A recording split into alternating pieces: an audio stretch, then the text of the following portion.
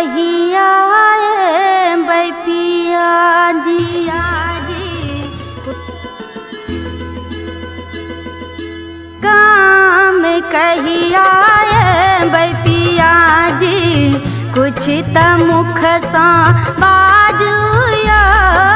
गाम कहिया बैपिया जी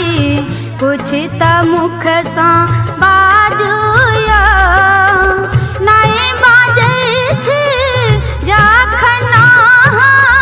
होइया हमरा तकलीफिया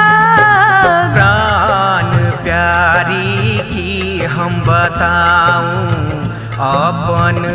मन के वेदना प्राण प्यारी की हम बताऊं अपन दुख वेदना दुख सुख संग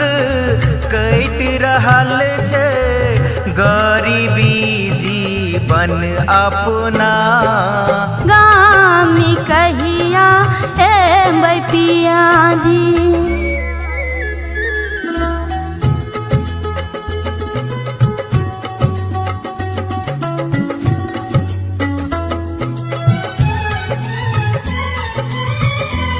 रत याद हाँक करै छी आह हमरा बिसर गेलौं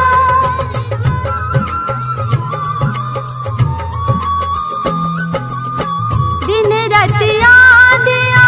हाँक करै छी आह हमरा बिसर गेलौं होल दिवाली में अब जब घरे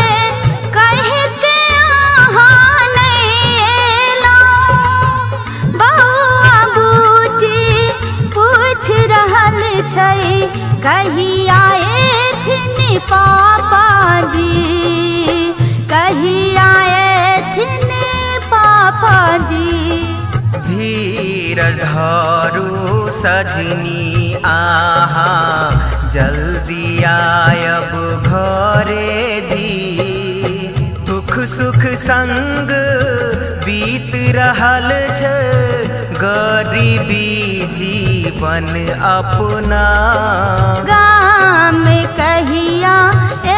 बैपिया जी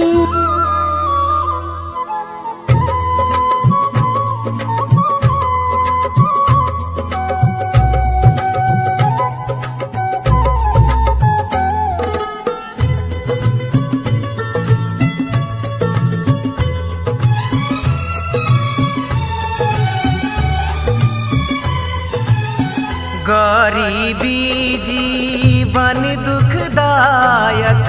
परदेसे में बीतै छै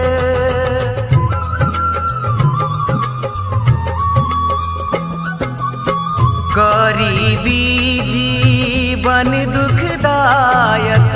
परदेसे में बीतै छै कौन सौतीन जादू टोना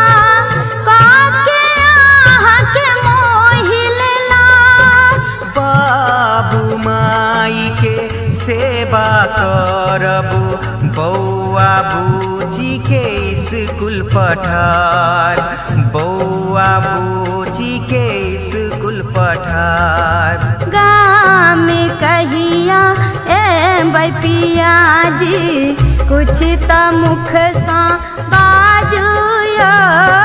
गाम कहिया बैपिया जी कुछ त मुख सा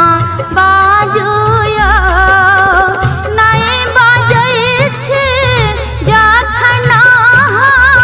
होइया हमरा तकलीफिया प्राण प्यारी की हम बताऊं अपन दुख वेदना दुख सुख संग कट रहल छे गरीबी जीवन अपना गामी कहिया बैपिया जी।